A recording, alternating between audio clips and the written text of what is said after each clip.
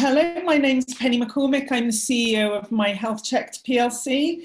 I've got many years of diagnostic experience and also many years experience working in the women's health industry as well. So before I joined MyHealthChecked at the end of 2019, I worked for a number of years within the diagnostics industry with women's health products to ISO 13485.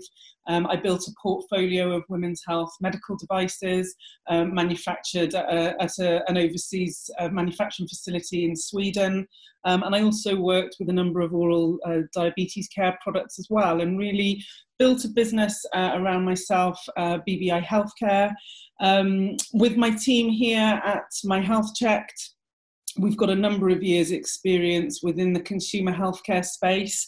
And also we've got over 75 years experience across our technical team with regards women's health diagnostic products and also development and operations and regulatory within the DNA sector as well. So a really strong team. We've all cut our teeth in some fantastic players within this industry. And also working with us at MyHealthChecked, we've got a very strong board. Our chairman, Adam Reynolds, has worked with a number of top diagnostic businesses. Peter Dines leads the team from Mercia, who's our major shareholder.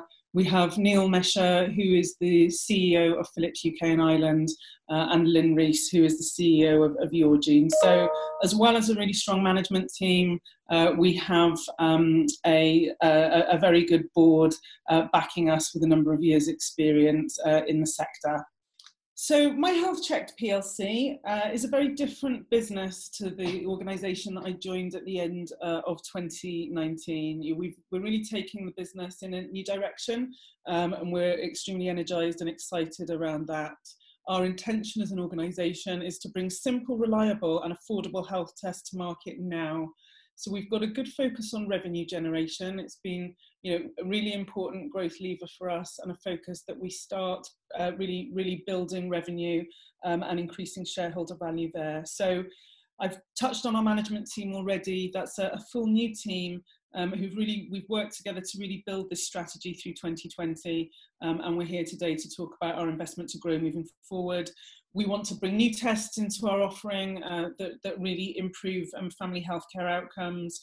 We're a lean and focused team, and we're really moving into new spaces as well. And that comes off the foundation of a well-managed cost base to ensure a really good, efficient operation moving forward. So we've already got exciting partnerships with established UK diagnostic organisations, including Yourgene, EKF, Abingdon.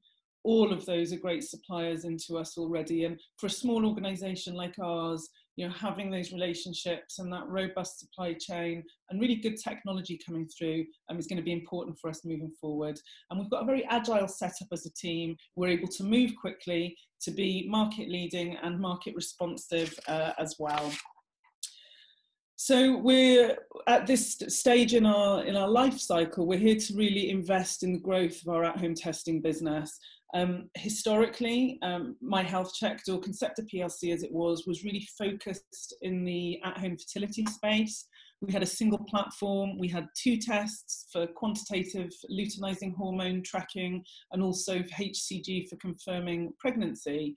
That's a certain part of the market. It's a very engaged market, and it's a really excellent product, but with a long development cycle for that product, and with a lot of the changes that have been happening within the space. There's new technology coming through. There's been a lot of uncertainty in the last 12 months really around conception. A lot of treatments around fertility have been put on hold, and that's really given us the chance as a business to really refocus and look at how we can expand out into the at-home testing space, rather than purely focusing on that section of the market.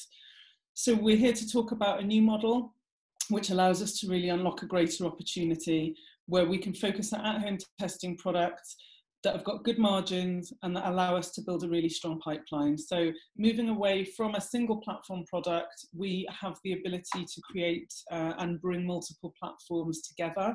We already have lateral flow, and we have the smartphone reader product, which is in development. And we also now have the ability to create DNA tests that can be sent out to consumers just via a simple cheek swab and then returned to us and analysed. And that will really allow us to build a very strong pipeline. So we're going from 2 tests to limitless tests, and this, just to be clear, this is an illustrative point.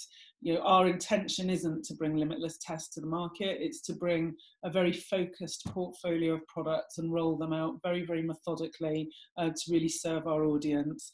And this change in approach for us, this multi-sector approach, will really open the door on that growing market. So we have a simple, affordable value proposition. We aim to help families understand where they stand health-wise, with a developing range of options from private COVID testing. And our first product that we took into the marketplace in December was a COVID 99.9% accurate PCR test, through to providing people with insights into conditions like food intolerances and other genetic predispositions. And in doing so, we promise clarity, accuracy and service that customers can trust at prices that we believe are more affordable to them. So there's a significant opportunity with DNA testing. It's being increasingly seen as a good, reliable indicator. You know, it really is the blueprint. And when we look at that growth potential and see that actually the consumer genetic testing market fills around 20 to 25% of that at-home testing market, which is not insignificant. And when Deloitte carried out their annual survey last year, they found that 40% of study participants are comfortable using at-home diagnostics, and a significant part of that market was around at-home DNA tests as well. So we see this as an increasingly acceptable and reliable means for people to test. And when we look at some of those prevalences as well, examples here of food intolerances, of osteoarthritis, for example, you know, there's quite a high prevalence level there, which when we look at an addressable UK market and just apply that 40% comfort that Deloitte flag, there's a significant opportunity for us to really enter that space and really take some of that share moving forward. Genomics and genetics testing, you know, it was in its infancy 10 years ago, and a significant growth spur around 2018 that was of course driven by some of those some of those companies like 23andMe that have had huge investment levels into their model, where they're focusing on ancestry but also on healthcare as well. About 10 million at-home DNA tests were carried out in 2018, which is more than the sum total of all the at-home DNA tests done prior to that. So it's actually, in the grand scheme of healthcare, you know, it's an early time to be moving into this dynamic space. And there's been, when we look at the regulations around these sorts of tests as well, there's an element of relaxation around those regulations that really allow you to really use DNA to give people a good, accurate view on those predispositions, and also, you know, that likelihood of them actually having a condition or having some sort of symptoms that they can actually take positive steps around moving forward. Why is it such a good time for us now? That we're seeing a huge step change. Of course we are. You know, COVID has really changed the face of healthcare on a global scale. And actually, you know, a lot of the changes that have been progressing, the developments within healthcare, such as connected health, of course, we've seen great progress in recent years. But actually, this last 11 months and beyond now, we'd expect to see a real step change there. Customers and consumers are really fully tuned in much more to at-home testing. They're familiar with swabs. They're familiar with the terms PCR and lateral flow, for example. These are phrases that are just talked about really openly. And behaviour is changing as well. We interact remotely, and that includes our healthcare interactions as well. We're becoming much more familiar with testing and sending tests away and having them analysed. And we're also really understanding that overall general health can really impact in quite an important way. And we're seeing those examples in real life on a daily basis as we're in this new COVID space that we're all navigating.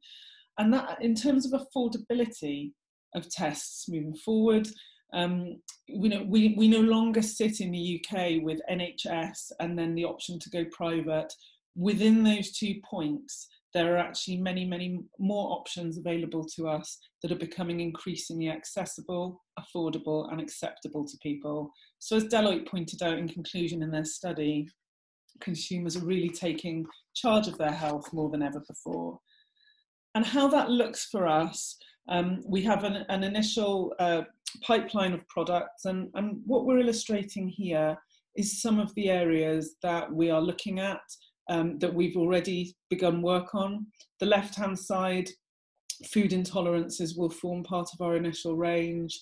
We've also, it's very early days in the discussion around DNA and how that impacts COVID and how our bodies respond to it. But we're in that space as well and really tuned in there, and we want to be part of that discussion. We also are continuing to look at female health. It's a very important sector for us. When we think about menopause and perimenopause, that dialogue has really opened up in the last just 2 to 3 years, really. We've got 13 million women in the UK that sit within those two categories. And actually now, when I started out in consumer healthcare back in 2005, menopause really wasn't discussed that much. When I took over as managing director of a consumer healthcare business with a focus on women's health, menopause wasn't really talked about that much. That was just 8 to 9 years ago. So now we're really seeing a change. This dialogue's opening. We're becoming much more aware, much more open. We're learning more. And with that, there's just much more of an acceptance around products there, and understanding that we can really make a difference to our own health. So moving forward, we have got a number of areas that we're looking at, and we will bring products to the market on a regular basis. So we're looking at bringing 2 new products to market, developing 2 new products a month and bringing these to market on a quarterly basis, and really making sure we've just got that regular drumbeat of product launches coming out into the space. And that looks like a dynamic roadmap ahead for us. It's going to be important to us that we build that momentum and that we can discuss with our investors on a regular basis and demonstrate our ability to bring new products to market. It's important for our customers that when they come to our website, they've got choice. We will start with a small portfolio, but we're very keen and committed to building that up so that customers can choose and increase that basket shop. They may come for one thing, but where else can they get value from our website? But also, as we have retail discussions as well, we want to be able to talk about a portfolio of products moving forward. So again, just showing within that timeline some great milestones we already achieved just since October 2020, and those launches we will bring to market on a regular basis. In terms of how our tests are different and what our USP is, we will deliver results quickly in a number of days, not weeks. We're wishing to be affordable. Our technical team will really carefully research and validate everything that we do, and make sure that all of our decisions around our products are extremely evidence-based. That means that we can use markers that account for global populations, so we can really open out the product and include markers that will be more meaningful as we deem them to be based on our expertise and research. And then we will deliver that information and result back to our consumers in a very simple and manageable way. So for us, it's about cherry picking. It's around that ability to unite the technical and the commercial together in-house, which we think allows us to bring a really good, valuable proposition to the customer. And that agility and flexibility, again, if we look at COVID and what we're doing there, we can really identify clearly those markers. We're learning more about COVID all of the time. We're all learning.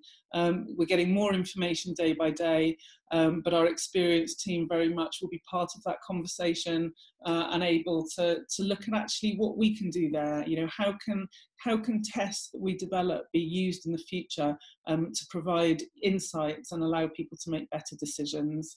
And just on the right there, looking at some of those retail leaders, Amazon will be important to us, a significant channel for us as we roll out our portfolio, and we absolutely will be looking to be targeting some of the UK's biggest retailers.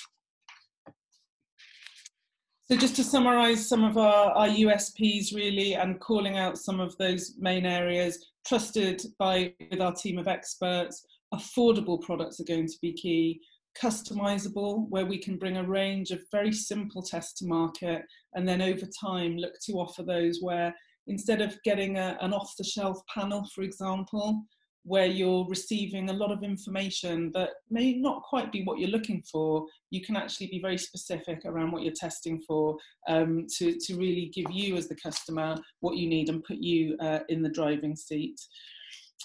How we market our product is going to be key. You know, it's competitive out there for sure. So we're going to really use our team of experts to really build content and really be quite sophisticated in how we utilise that to really educate people and really build engagement in a new way. So that commercial rollout is going to be critical for us. Our return on investment and how we are ranking there in terms of authority as a really trusted provider into this space is going to be key, and we look forward to providing updates on that moving forward. So to summarise just some of our wins there, we've got a new team under new leadership, we've relaunched the business and a new commercialisation strategy. We've really refocused our cost base, and we're partnering with some great organisations out there.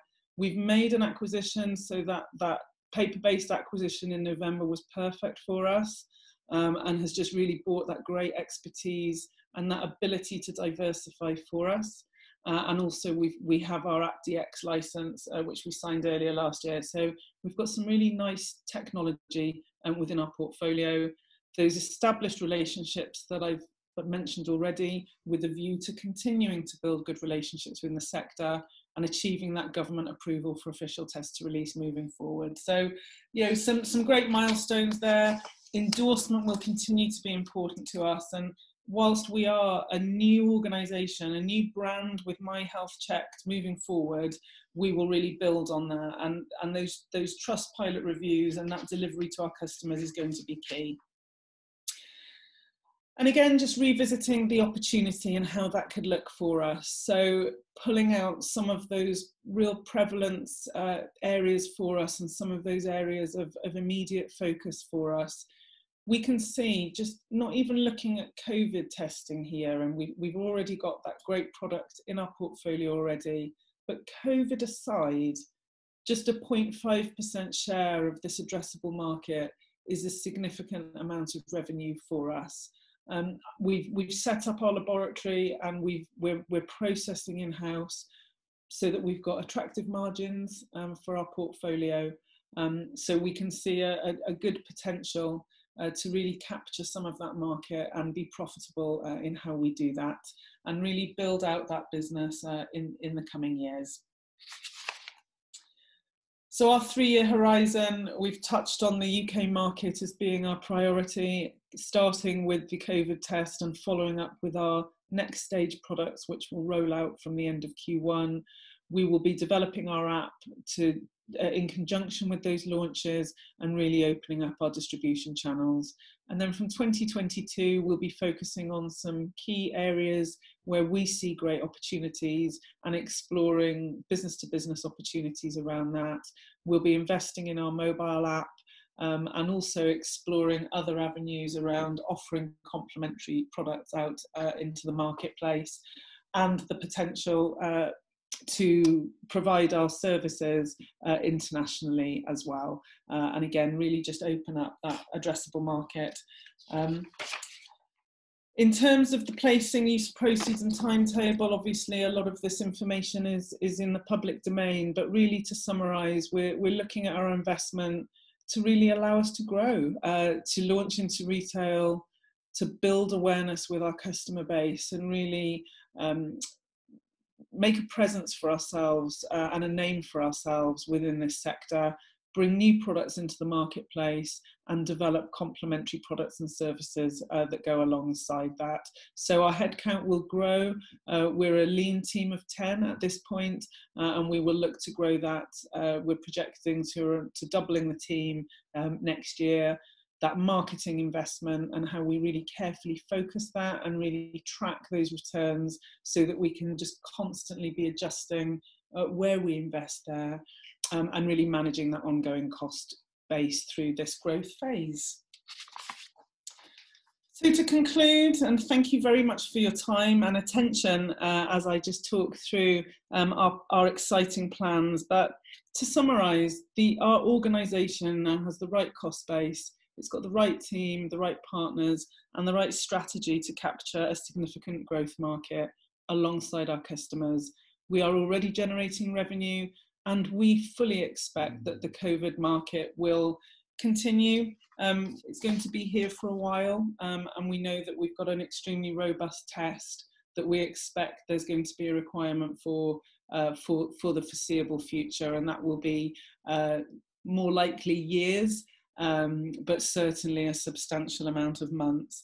But in providing to that market, we'll also be developing new products alongside that, in that DNA portfolio that we've talked about, and really building out that range through 2021 and beyond.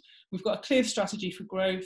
We'll add products, and selectively, as we look at new technologies out there, if there are products and organisations that meet our criteria for increasing stakeholder value and really delighting our customers, then we would also look at acquisitions as well.